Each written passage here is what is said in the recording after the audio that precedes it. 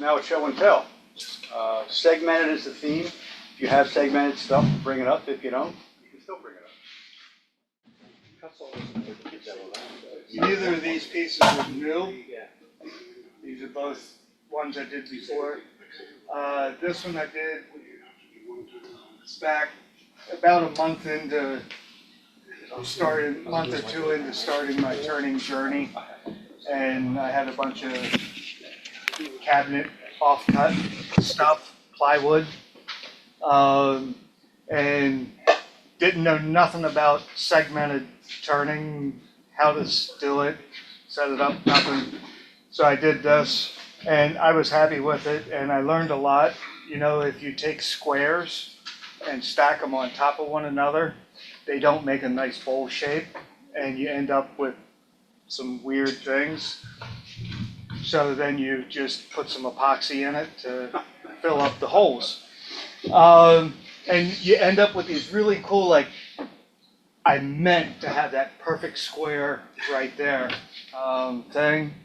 And then on the inside, you know, you get some really cool patterns on the inside where it's not quite, you know, centered. It's okay. It's still cool. It was fun. And just using up scrap stuff. So what year was that, Rick? I don't know. 22. All right. And then I did a little bit of reading about segmenting and figured out how to do it properly, and then I made this one. So the Chevron pattern is Purple Heart, Sapele, Walnut, and then I think it's hard maple on the outside of it, and then Sapele ring, cherry, and walnut on the top and bottom. So this one came out a lot better. And this one was in September of 22. Wow. So, yeah. So, that's those. Have you made more? Yeah, I've made 3 or 4 more for people because I don't want to make them for myself anymore. But then I've made other, instead of doing the ring patterns, I've done vertical and horizontal blocks. Plus your lit up space ball. Plus my disco ball. And I like to cut wood apart and put it back together. Cut wood apart, spend many, many hours wiring the inside and then put it back together. Well, yeah, that too. And then programming that one. Yeah, but yeah. I thought about bringing that one, but that one's too heavy. Nice. Very nice.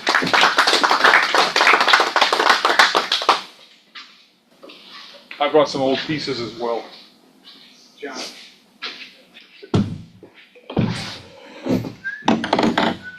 I started wood turning in 2007, and this is one of the first pieces I ever made in wood turning. A good friend of mine, Jim Bowman, cut down a walnut tree, and he had some walnut boards. And the thing about walnut is you normally only see the inside because that's what people concentrate on furniture. But if you take a look at the actual sapwood, it's very, very white. And if you dry walnut just naturally drying as opposed to letting it kiln dried, what happens is the sapwood, the white, changes in color. It slowly changes like a purple shape. So this is actually sapwood to walnut shape. And then these octagonal pieces are glued together on a cut angle. And this, I was told afterwards, is this is not the way to make segmented balls. It stayed together. The date on this was 2007, though, so it stayed together for 19 years so far. I don't think there's a problem with that when it really comes down to it. After that, for several years, I was doing a lot of segmenting, and like Rick, the Chevron shape was another one that came along, and this was just trying to make a classical ring around anything like that. And it's just cherry, maple, and walnut together with the rings on that. The biggest thing about the Chevron pattern is I'll reveal is that there's always one section where it doesn't quite match. This is the last piece you put into it. So you can get everything else matching up. But if you can, you know you're a really excellent segment like a Malcolm Tibbetts, if you can get that last piece on the outside to match. That's the problem with Chevron. No, other patterns sometimes hide that. Moving on, this was a little bit later. This is a Purple Heart, and again, I had these 2x4s of Purple Heart as opposed to whatever. So this is a little tiny, just ring of Purple Heart, and I wanted to make that just for the sake of making it. The Purple Heart is actually, it really came out iridescent. This is actually Purple Heart that I got from some Washington Park benches that I think I've used before, I mentioned to people before. And so this is actually 50-year-old Purple Heart, but a salvaged Purple Heart, as opposed to the real purple stuff you get out of the store. And that's the color terms. Do you recall the It's just polyurethane. It's amazing, and the thing about the park benches is some were very, very brown, as opposed to whatever, and some in the middle of them were absolutely deep, rich purple. So some, depending on the tree, sometimes it retains its purple. It's cool. So anyway, Well, show us this. and then finally, I've told some people what these are. Years ago, and there was a shit ton of purple. They're not duck whistles. At the last pardon? Looks like something for a trumpet. Very close. At the last open shop, a guy walked in and he had some pieces of wood, and he said he was looking for somebody to make mouthpieces, wooden mouthpieces for Alphorns. You know, the big Swiss Alphorns. And he talked to John, and John said, well, there's two guys he thinks that voted, and Angelo wasn't here. So the guy came up and said, you've been saying, I told you you'll do something. Well, I told him to say, I bet you can't make one of these. he didn't actually say that. But it is an intriguing subject because of the issue around these. If I put this back down here again, the outside is actually, there's obviously a taper here. It's about a Morse taper on that side to go into the horn itself. But the interesting part is that the inside of the chamber, the hole isn't actually all the way down uniform. It's actually a taper on the inside as well as on the outside. So getting that taper right, I end up getting myself a taper tool to do that and making sure this is right. And also the size of the hole and the transition between the hole and the void here all make a difference to the sound. I went to his place about 2 or 3 times and it was blowing through he was blowing through Alphorn to show me the difference. But yeah, it's just getting it seating right. So the secret is most on the inside dimensions, more on the inside dimensions than it is on the outside dimensions. So you put these in his horns, Yes. and they work. Yeah. Do you like them? Well, these are the final. These are the final two. What do you call them? Prototypes. Uh-huh. So I'm supposed to make another ones out of his wood with this. So are you gonna make a horn now? No. That's a segmented, there's a segmented gate right there now. Yeah. Oh yeah, I'm sure it is. Yeah, I've seen them. I bet you can. Excuse me. Where's the camera? It's recording. I know. You Yeah. heard it. Doug said he can.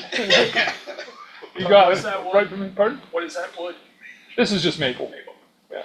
But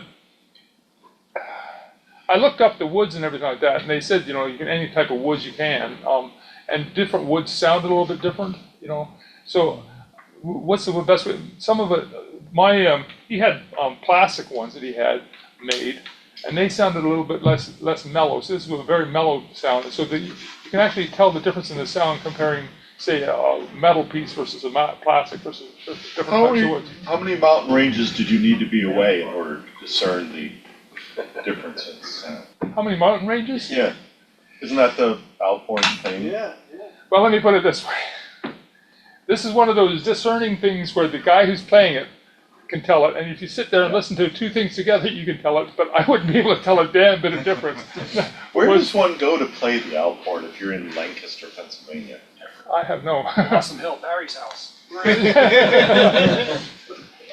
All I know is he was going to a concert someplace or other. There are 3 of them together that go off to concerts, and he plays the bass Alphorn, not just the Alphorn, but the bass Alphorn. Really? Yeah, so What wood did he give you to turn them from? They're each other. I don't remember now. I have to take. I think he It's like just bought some Signal Fire. online. I think it was some sort of exotic Alphorn hardwood, version of Sigma. so rainforest hardwood. Like stutters.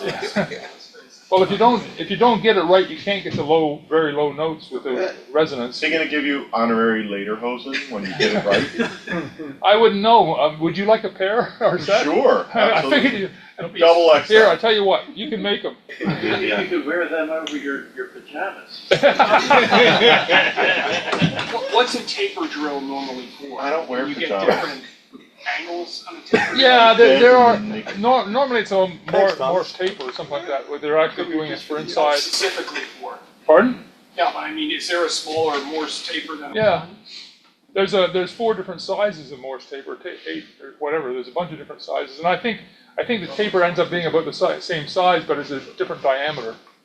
So I think it's about a 3-degree diameter, a 3-degree cut in the end of it, tapering it. I'm not sure exactly what it is, but. Did he give you samples? Is that how you knew what taper String to make? instruments use them as No, well? actually he didn't. He just said, here, There's a knob can you that do it? just- So I actually, what I went up is looked on the internet, and I found a design paper on the internet where it showed the inside, and it said all these different factors and things like that. What tools did you use to make that? Micron.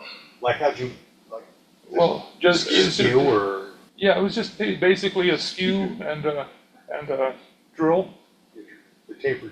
The taper itself, inside taper, I actually bought some taper Drill bit? bits or whatever for it, at 2 different sizes. So Is he coming back on Saturday? I have no idea. I said, you need to bring your horn when you come back. Did you think about like making some, like joke mouthpieces? Like squirrely or something? So he'd come back and you'd be like, I finally made them. I can't do that now. I've been to his place 3 times, Oh, okay. so he actually knows that I finally made him because he's in the condition I finally made. Spiralize the mouthpiece on it. Right. See what it sounds like. Well, the thing is, that I'm not quite understanding about this, is he's concerned about the difference between 22 and 21 millimeters as far as the opening there. Now, I have enough difficulty making my spheres, a millimeter on a wood lathe, the diameter is really, really tight. It doesn't take anything at all. And by the way, when you measure 22 millimeters on this, is that the outside, the inside, the barrel? Where the hell are you measuring the 22 millimeters?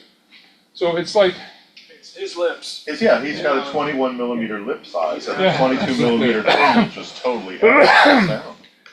well, I tell you what, you can check that out for me, William. So anyway, It's for airflow, like when you do a flute, like I made a flute for somebody, it's very distinct. Like Love inside opening has to be just very distinct. and in fact, what you're talking about is that this one, if you take a close look at it, has more of a French horn style on the inside versus a tuba style on this side, where it's more of a cup as opposed to a taper, and making that sort of. And you're absolutely right. That's why I'm sort of pulling your leg a little bit. But Yeah. The higher, more tenor Alphorns actually use a more of a French horn style Can cutting. you make one that makes him sound like Miles Davis? The question is, are you prepared to just do nothing with the rest of your life except these? Because these Alphorn players, right, they're going to find out that you Oh, yeah. turn a mouthpiece. Every time one of those suckers needs a mouthpiece, you'll be like, Lancaster, Doug, PA is going to be we the got to go. Yeah, the Alphorn capital the of the Alphorn world. capital of the world. The Swiss are going to come to you and be like, did you make me a mouthpiece? And I'll just say my mouthpiece is Thomas Scurvy. Yeah. Are you going to finish those, or do you leave them raw? No, I was actually gonna put a varnish on them. But do you do it for his? Yeah, I will. I was gonna try and put the reason for putting a varnish is, there's one thing I'm concerned about inside, is to me, the smoothness of the inside will make a difference to the airflow. Absolutely. And these aren't as smooth as I'd like them. So my next step is to figure out how to actually make that a really smooth inside, so the transition. Friction polish. Yeah. I mean, would you consider, a thinner, like a lacquer instead of a varnish? Because varnish is thicker. I haven't experimented with that, to be honest, but it's a good question. Leave it to you. What was that, Mike? I was your tongue go out. Excuse me. Who's editing this? Thank you.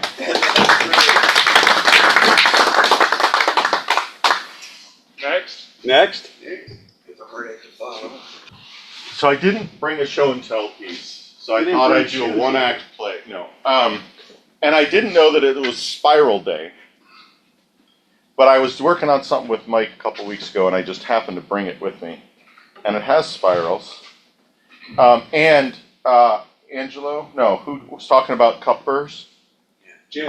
Jim. So I did, right, Bewley. So I did cup burrs in the, so it's spiral, no, ignore, this is a test piece. So I'm making a wig stand for my sister-in-law who has alopecia.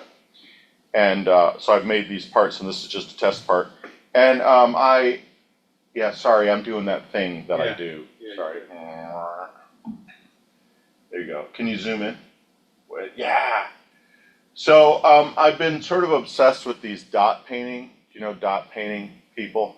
They do like mandalas, and I love mandalas. So I bought me some cheap-ass dot painting paints at Michael's. And these are cup burrs. So cup burrs make these, the little, well, you say eyes, but the little balls. And you guys know I use a lot of color shifting paint. So what's the difference between a hemisphere and a semisphere? One exists, Never one heard doesn't. of semisphere. What? I said one starts exists with and one H, doesn't. Well, this is a semi-sphere. And then there's a hemisphere, which is a part of the planet. This The sphere is not a hemisphere. hemisphere. The hemisphere is part of the sphere.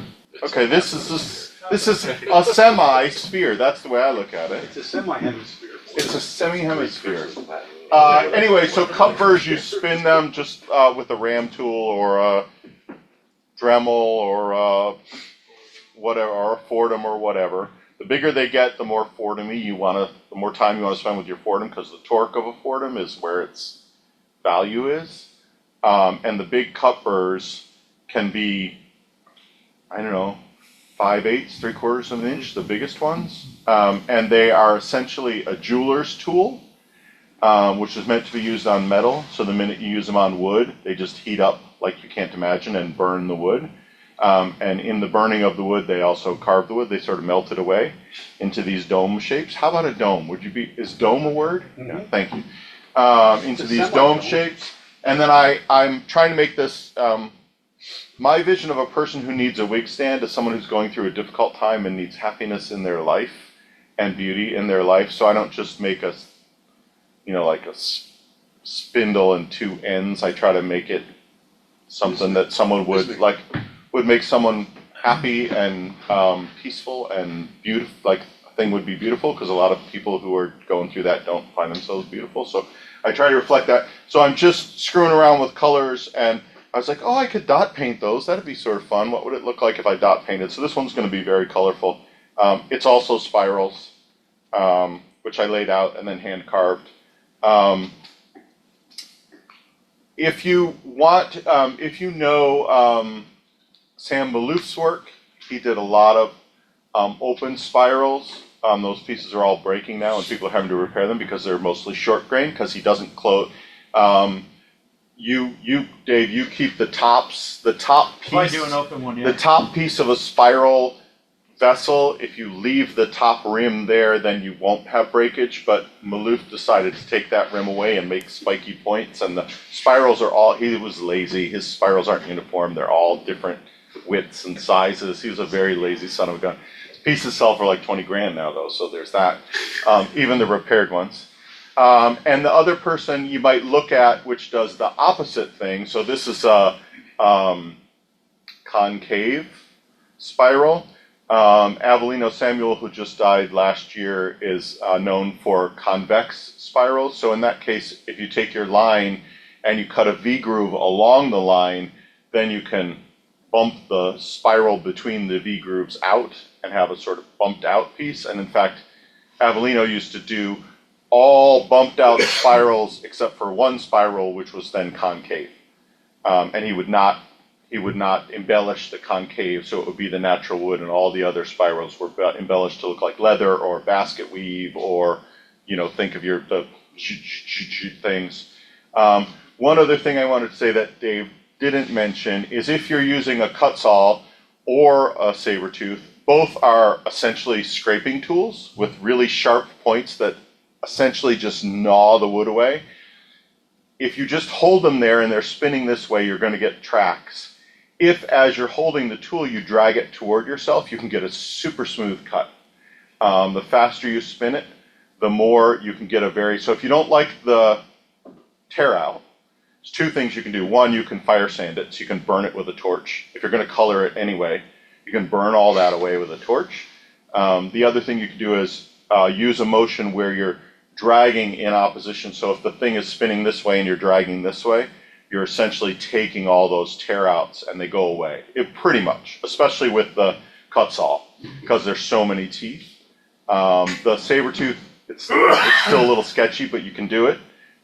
They tear deeper, much more deeply. I think many moons ago I came to a Saturday and I had all this stuff for people to try, and nobody tried it, but I made some, I made some progress on pieces. But maybe someday I'll bring it all back in. And then one other thing I wanted to mention, Dave uses the Dremel with the extension that is essentially like a Fordham. Sometimes if you don't want to fight with that extension, you can buy pretty cheaply for the cost of a Dremel and the, what do they call that thing? A flex shaft. Flex shaft for the Dremel and that nice little pen. That is nice. It's a nice little small pen. You can buy a Ram tool made by Ram Products for about $108. So 60 and 35 by my math is somewhere around $100. And they have a little bit, they can go faster than a Dremel, which is about 35,000 RPM, right? So most of the Ram tools are around 50, somewhere in that neighborhood. And you'll have a little bit, you'll have more torque than a Dremel, but not as much torque as a Fordham. So just some things to think about. Also, you don't have the flex shaft. Instead of a flex shaft, you have like a regular spiralized, the old telephone cord kind of thing. So they're a little easier to manipulate, get out of your way. But that's fine. Right. 10 bits. Thank you.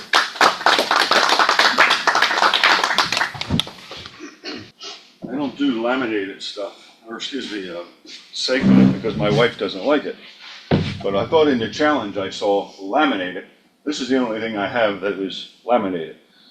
So these are put together with a paper joint and Titebond glue, and then turned this way, and then taken off and carved. It took away so that the ears show and some on the sides and stuff like that. So that's my laminated stuff. Very cool. And I only figured we take it a step further and go with an alligator. And that's turned the same way, like this. And then a lot carved off on it. And then certainly all this was all put in with my tools like yours. So we have a Hippo and Alligator. And the eyes are just from Michael's. Michael's I put in. And then the last time I was here, we had a guy who did ring turning. And he was using millimeters and parts of inches and all that stuff. I got my engineering degree 54 years ago. I don't use millimeters. So I designed a holly leaf, and this was turned as a ring. I used screws in it. I didn't have a big chuck like he did. I used screws in it, and then where the screws were is where I made my cuts. So the waste took away the screws. So I didn't bring one that shows you, but I dyed them green, and they were a segment like this one. Nice.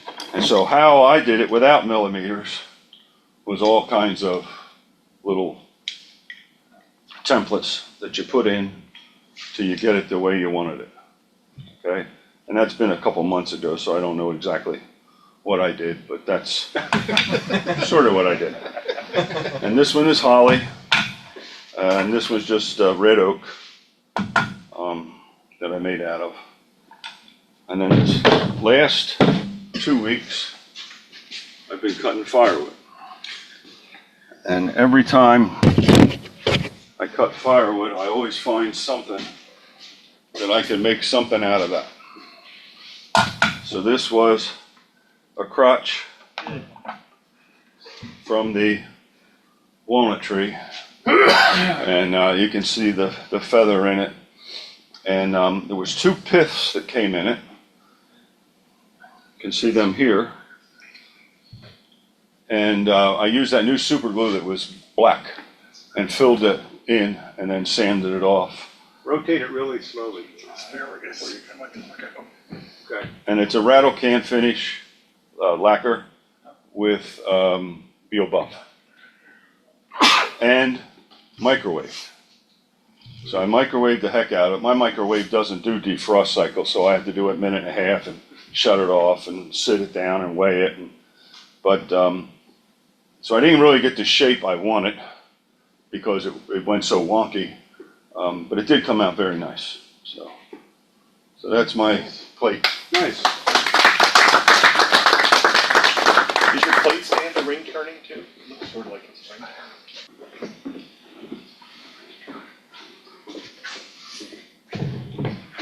So I haven't done any turning for quite a while because of some surgery on my hand. So I finally got to get back into to turning. So my first attempt was to do a cherry bowl again. Now, where I'm at my progress, I'm still trying to get the shape of the bowl the way I want them. And my biggest problem has been lately on the inside, trying to get the smooth transition right from the rim all the way down to the bottom without a flat spot or cutting too sharp in the sides. So I worked really, really hard at that. I still have my problem, I go too deep. So sometimes I have to put a foot. This one, I measured and measured and measured and measured and measured again and found out I had enough to be able to put a small flat spot on the bottom. So this is my first bowl without a foot. So it's my progress, so I'm getting there. I'm wondering, are you using a 2-tenon technique or using bump down like Ellsworth teaches? In You're other just words, putting like one tenon. the tenon, then it. Yeah, I somewhere- do both ways. Okay. Mostly I do the bump down where in essence, I have the tenon and then I have a space between there and the bottom of my bowl. And then when And I are you go to drilling to the bottom of your bowl so you know the depth and that's where you stop? yes, Okay. yes. So what do you think is causing you to go through? I'm just still having trouble with just the smooth transition with my tools, especially with my gouges. I tend to go more straight down, and then I come in from the sides, and they just come into a nice little V. Not so much a smooth transition where it curves down through. Sorry, you were saying you're still going through. No, I'm not going through. Okay. I haven't done that for a while. Okay, I misheard you. Sorry. But you But I'm- actually need to use your tenon to salvage the bottom of the bowl, The right? bottom of the bowl. I have it there as a safety factor for me, Yeah, more so than anything. you can. So I will do the tenon with a section below that, which is kind of a fake tenon, Right. that a lot of times will become my foot if I need it. And then when I go, this one, I was able to get rid of the foot, okay, and I had the double tenon, Yeah. like you're saying, so I was able to take that off and get a good flat. I couldn't make it as wide as what I want because if I did, then I would definitely go through the bottom. How did Yeah. you chuck it, reverse chuck it, to take the tenon off? I use a jam chuck, so I have a piece inside with foam, and that's what I hold it in place there, and just put a little block. Mostly I use fake corks, the synthetic ones. I cut them down in half size, so I only have like maybe a half-inch thick version of the tenon or of the cork, and I put that against on the center. And it takes a little futzing to get that lined up so it doesn't wobble when I try to turn it. You took like a wine cork? Yeah, wine cork. Okay. Yeah. Why don't you just, because you're not leaving enough space, like why don't you just turn the spigot down really small and then cut it off and just sand it on. I do that most of the time, but then when I want to, like on this, where I want to put rings afterwards, if I don't have enough space with that little tenon, because this tenon, like the piece you're talking about, was a good, almost 3/4 of an inch thick or long, because I had that double tenon in essence. So till I clean that off, I just a lot of times end up putting that on, and then I'll finish the outside. Because what I found out when I was cutting it, sometimes I can cheat and actually on the outside tune up the outside. So in other words, if it goes down deeper than what I want, then I'll tune it to what the shape, so the thickness is consistent. And that's just the way I do it. I'm not saying it's right or wrong, but that's what I do. And it just helps me. Actually, I got it from one of the club members here to say, hey, if you need to do that, just tune it up a little bit. Then putting that corker against there and finish that off, resanding it, does help with holding it in place while I. Is that a bead on the bottom of the rim? No, Is it just step? this.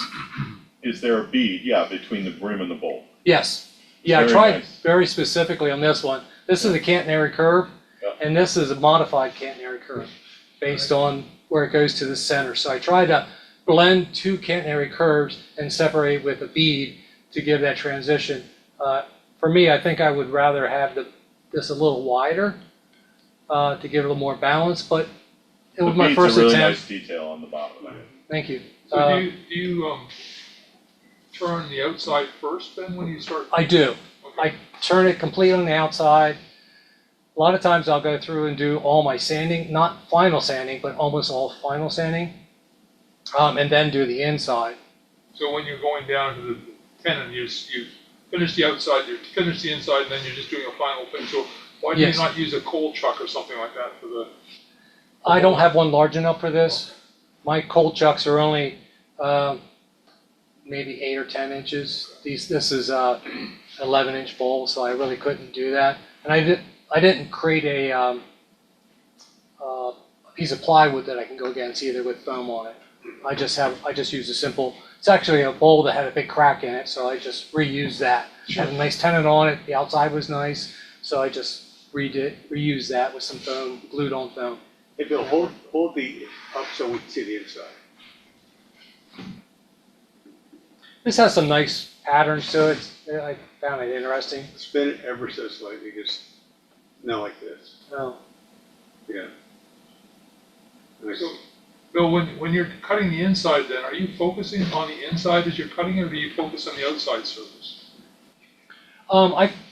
My inside, I follow the outside as best I can with the bevel of the tool. Is that what you mean? No, well, I mean with your eyes. I don't mean with the bevel of the tool. Some people, when they're actually cutting the inside, they're looking at the inside as they're cutting it. When I cut, I look at the outside while I'm cutting the inside. Okay. And what I call it's my X-ray vision, and I find that by looking at the outside while you're cutting on the inside, you get a much closer cut to that diameter that you're talking about getting inside. So it just, I started that off because I was doing hollow forming. You can't see it, so you have to somehow imagine it, and you'd be surprised at how good your. I'll have to try that. I really haven't tried that. Ellsworth said, look at the outside with your left eye and look at the inside with your right eye. Okay. Well, if there's a piece of wood between the two, you can't really see. Drop acid before you turn. Those are the key elements of his method. Well, I didn't want to say that. But I'm just making a comment. You really can. You really can get a feel for where the tip is. Okay. Definitely should be looking at the outside when you're turning. Okay. If you want to follow the curve that Right. you've That's what I established on try the to do. outside, instead of guessing. Yeah. I find my bottom of my curve sometimes is a little sharper than what it should.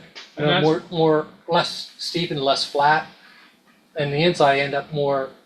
I get too steep and even worse. So and then it ends up that's being where out of whack. that's where looking at the outside actually benefits you, because now you know approximately where you're supposed to be making that curve change, and so you do that by the nature of it as opposed to trying to guess at it. That and some 40 grit sandpaper. Yeah. Ultimate Well, shaping I tool. do sanding, Yeah. and maybe different than you guys. I don't mind doing sanding because I like it's kind of like putting the final love to it. so I don't really mind the sanding. I can't say I enjoy it, but I really don't mind it. You don't like sanding? It just really helps me tune that up. Hey, The other- Bill, Yeah, they want you to follow the outside so you can see first when the chisel comes through. That's why they're telling you. Actually, what I want to say is, I use cold chucks for reversing bowls, and they do make extensions. If you have one of those little 8 or 10-inch ones, it may be Nova. One of them, it fits. I was just rearranging all. I have 3 cold chucks of different sizes because I don't want to have to keep changing the fittings all the time. So, anyways, that was a comment there. So, Someone here at the club made their own adjustable cold jaws, my recollection. Someone here a while back, and they expanded, they built them out of plywood, and because it was on a spiral thing, it just expanded like forever. Like a Longworth chuck or whatever? Yeah, like Longworth, yeah. And they were trying to sell it afterwards too. Well, everybody's always trying to sell something. I mean, you can have one of those bowls he's got up there for like, what, That's right. 70, 80 bucks? Right. so the next one I have here is another cherry. It's a different cherry. Don't ask me what type of cherry, but it's a different cherry because it's a different bowl, right? That makes sense. So this one I really spent a lot more time on the shape, especially on the inside, trying to get very consistent. I ended up thinner than what I wanted, but it's still very comfortable in the hand, and it's a lighter bowl, so it turned out really well. This one I lost my nerve and did not try to remove the foot, so I like little tiny feet, but I'm working on trying to do it without a foot. So, but this one turned out pretty good that way. On the inside, I tried to keep it very symmetrical. Try to keep it very clean that way, and it did have a smooth curve on this one. It's a nice feel to that compared to ones I have done in the past. And of course, I put a little foot with some embellishment on the bottom just to give a little character. This one I actually did something a little different because I was really working on the sanding side of this. I did two passes of I used a Dr. Wood Shop walnut oil on this, and I used 400 grit wet dry sanding paste on inside and outside to try to get a really nice clean finish. Let it sit for 24 hours and then came back and did another round of wet sanding to try to get a very, very smooth. I like matte finishes, so therefore it stayed matte. I used Mahoney's finish on that just to give it that sealant and that final touch. I'll probably buff it up at some point, but right now I think it's pretty good the way it is. But the shape came out really nice.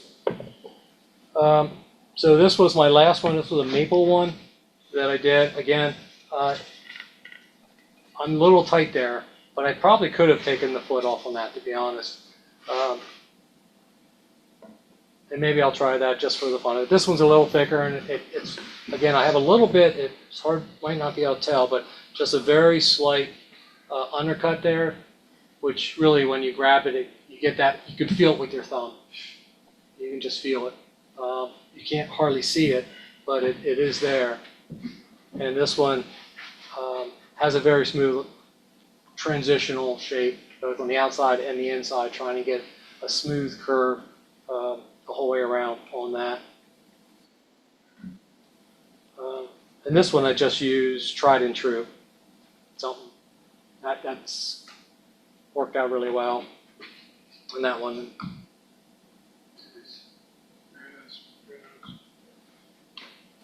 Well done. Very nice.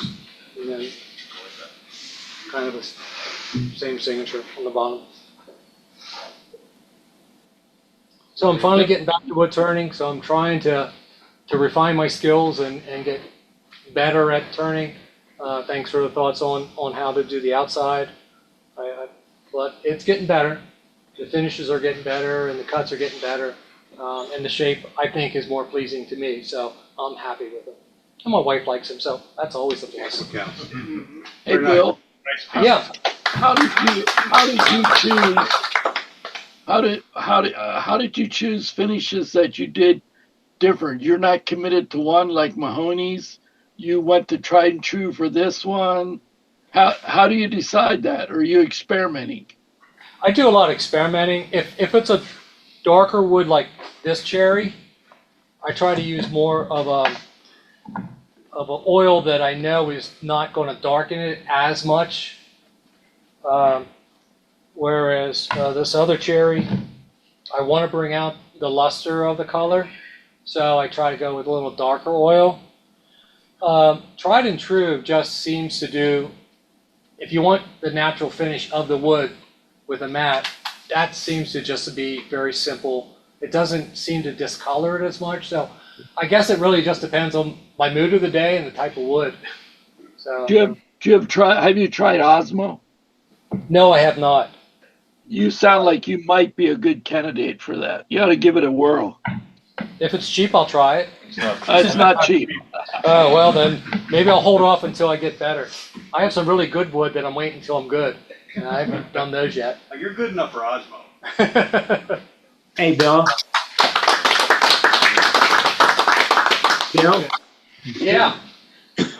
for the Longworth Chuck, Doc Green's book, Fixtures and Chucks for woodworkers, woodturners, Oh, I see. Yeah. is an excellent book. I've made the Longworth Chuck, and he's got great explanations of so many, I don't know if you can see that, so many different tools, and it's an incredible book. Highly recommend this book by Doc Green. Okay. Thank you. Fixtures and Chucks. Check it out. Thanks, John.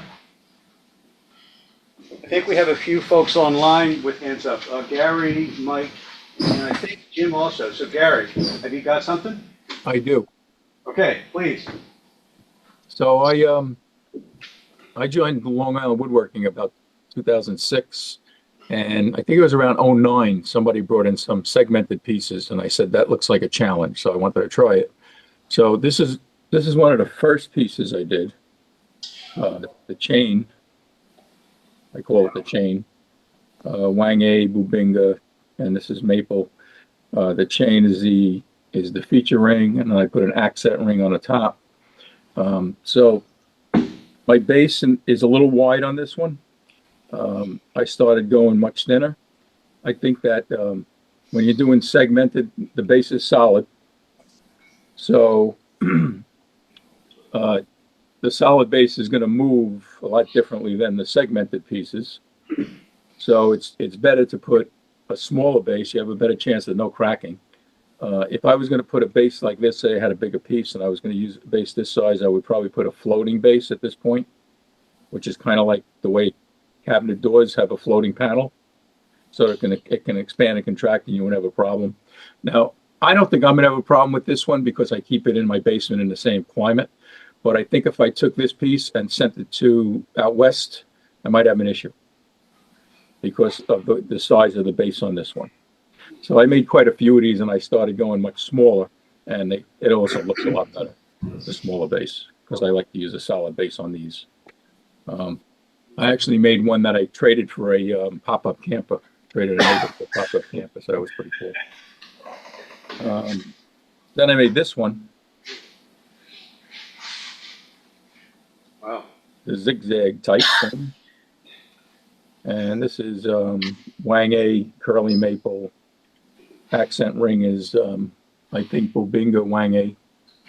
And I made the base a lot smaller on this one. But that's it. Hey, Gary, Yes. you also had like a gigantic piece that you keep all of these locked up in your basement so they don't change color. I do. But you even had a bigger one that you showed in Coffee Hour a while ago. Is that handy or not? Yeah, I could show it.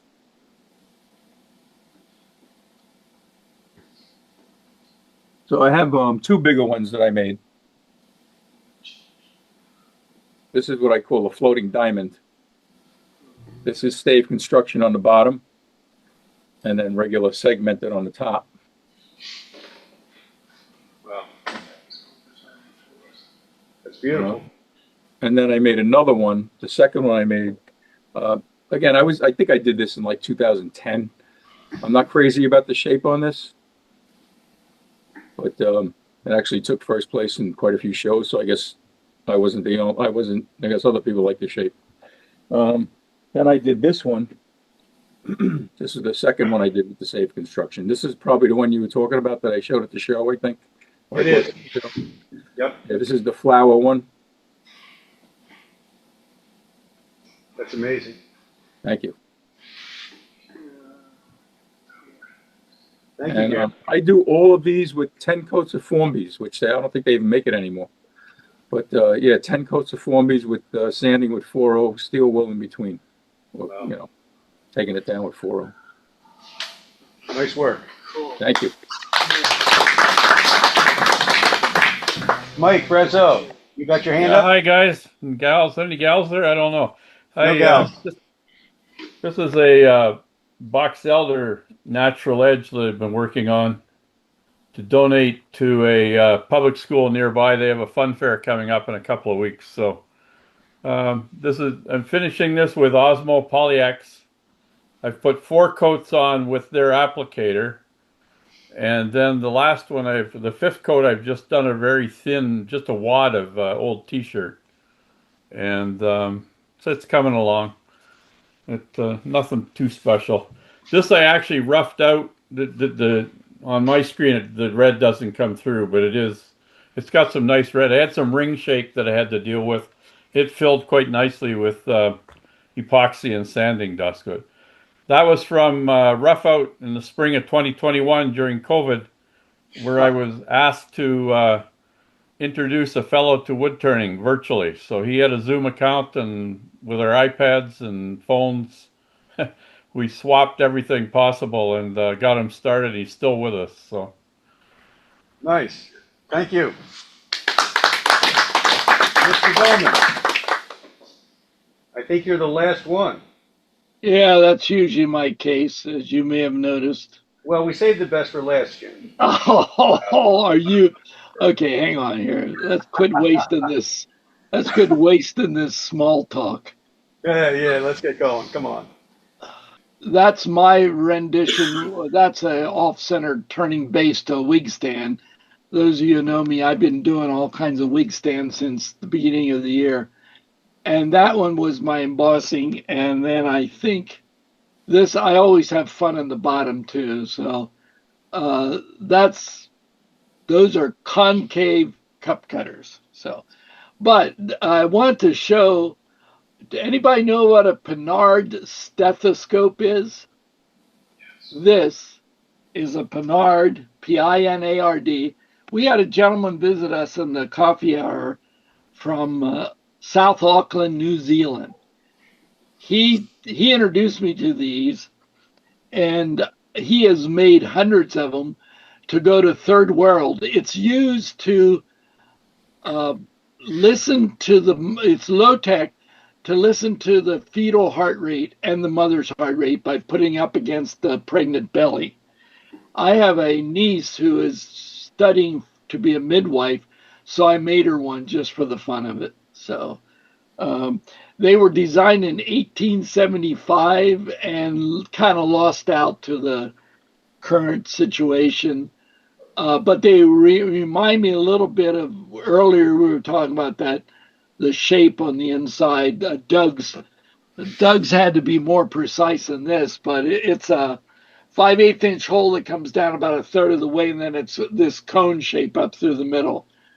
It was fun trying to find a chisel on my rack that'd be small enough to shape it right up to that 5/8 inch hole. Does it also work for an alpine horn mouthpiece? No, I doubt it. I doubt it. Should be a didgeridoo, this one. Jim's got his own mouthpiece. He doesn't need an alpine horn to go with it. I didn't say it. Doug can get away with it. You know, that's Yeah. Hey, and real quick, these are the hang on a sec. Wig stands. Yeah, wig stands. This one's gone already. The wig stands give me an opportunity to try all kinds of technique on the pedestal. I don't want to make them just smell. This one's gone already. This one I converted a old beaded vase into this one. This one I did another off-center turning, and this is the one that had the off-center base on it. This is persimmon from Lancaster County. This one is bamboo from the backyard of my son-in-law and daughter's place. And you might have noticed I needed to add something to it, so I put a cup cutter ring around the bottom. And this is my latest, I think this is my latest one. I did, we don't have time now, but I did centrifugal painting on the base. That was a lot of fun. Stuart Farini's the guy who kind of introduced me to it through somebody else. But so this is the video about, but we don't have time for that. Thank you. Thank you, Jim. Is there another hand? Gary, do you have something else, Gary? Your hand's still up. I just wanted to get you guys' opinion on something. I think it was Bill was talking about whether to leave the base, not to leave a foot, take the foot out. I wanted to get your opinion on, or you guys' opinion on whether to leave a foot or not. I had a discussion with Mike Mahoney one time, and he said that if he was going to put a piece, turn a piece that just for himself that he likes, he'd probably leave a foot on it. No, he'd probably take the foot off. But if he was going to put a piece in a show to be judged, he would leave a foot on it. What's your opinion on that, and why? I know from the symposium, one of the judges says they prefer no foot. It's hard. I can't hear you. He said, so Bill said that from one of the judges in the symposium, they said that they prefer it with no foot. I think Mike. Some like it to Mike, provide the shadow. Yeah, it kind of lifts the piece off and gives it a little bit of elevation from the table or whatever it's sitting on. Just, you know. Right. I mean, even if, not like I'm an expert, I've only been doing this for a few years. I always try to make a little bit of relief, even if it has no foot, so that it doesn't look like it's getting sucked down to the table. So it looks like it's lifting off the table. So, yeah, even without a foot, you know, just a little bit of something there, as opposed to just standing the thing flat on the bottom so that it's like glued to the table. It really depends on the form Yeah, it that you depends on the decided shape. to use. Right. It would make no sense to put a foot on a calabash bowl, for example. Right. And it would make no sense not to have a foot on a recurve, you know, what's the one that what's his name is trying to make that he the S curve, the OG. OG. Right? So it just depends on where you want the base to finish. Some bowls have a natural foot on them. And if you think about it, if you have a perfectly spherical base, you wouldn't want a foot on it. If you do the Mike Cutterbach rocking bowl, you can't have a foot on it. You can't have a foot on Right. it. Yeah. Right. Yeah, I think it's really more about form, the visual form, because you can give a bowl lift without a foot by simply putting a mirror under it if you're at a show. Right. That'll give it lift. So I don't think it needs a foot to have lift, or put it on a plexiglass plinth or something like that. Right. Right. So what you're saying is that whatever the spirit moves, you should do? Whatever the form dictates, you should do. I think we should end with saying, "Go Sixers." I don't think we helped you, Gary. You can do I'm the sure a Dave lot. Ellsworth thing. I'm sure a lot of his opinions. Ellsworth I get it. Turn 40 different bowl shapes and set them all on a ledge and take a look at them and see which ones you like or don't like. Yeah. What you prefer Well, to. that's opinion, though, right? So I was just thinking, like, if you're going to put something in a show, That's is it better to opinion. have a foot or not have a foot? But like It's you just said, the it depends on judge's the It shape. depends on who the judge is, right? Yeah, It's all- exactly. Yeah. Yeah. But I also So bring the same shape, one with a foot, one without. Ask the judges before they judge whether they like a foot or not. and That's just the bring way a to soul. do it. Bring a soul with you. Yep. Well, I with segments, you probably have a foot every time, don't you? No foot. No No foot foot. on segmented. No. Whoa. Okay. You have a base, but not a foot. You have a base. Right. Oh well, that's a foot. Exactly, Jim. Correct. But a foot Thank isn't a you. foot. I mean, there's all kinds of ways to put a foot on a bowl. Well, yeah, when I say, when I'm saying a foot, I'm meaning like it's like you almost left the tenon on. You know what I mean? Yeah. Right. I think it matters. I think. Put a Thomas piece said in it. a show, one with the foot, one without, but under different names. Report back. I'll let you know. That's actually a great idea. Thomas volunteered to do the application fee for you. No, I volunteered to judge it, actually. All right. Well, I guess with that, we'll wrap it up and say thanks to everybody. Thank you, Dave. And we'll see you next month.